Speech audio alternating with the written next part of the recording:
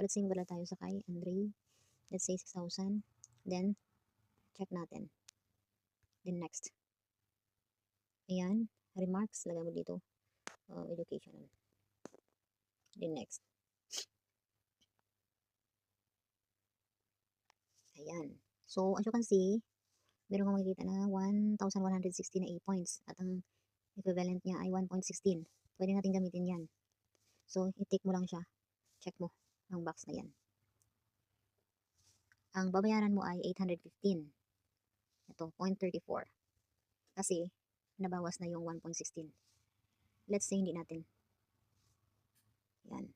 Kung hindi natin gagamitin ang ating A points, ang mangyayari ay, ito lang ating babayaran, 816.50. Okay? So, kapag na-check mo na yung box na yan, check natin, magiging 850 na lang dahil nabawas ang A point mo sa Alipay HE account mo. So, yan lang siya. That's it. Retap natin ang now. Lagay mo yung payment password. Payment successful na at after few minutes, mag-send sila sa iyo ng control number or withdrawal code. Nag-send tayo or nag-process tayo nung 133. At dumating ang control number or withdrawal code 146. Ilang minuto lang. Mabilis lang siya. Hintayin nyo lang. So guys, thank you so much for watching. Hope meron natutunan sa araw na ito regarding sa A point. That's it for today. God bless.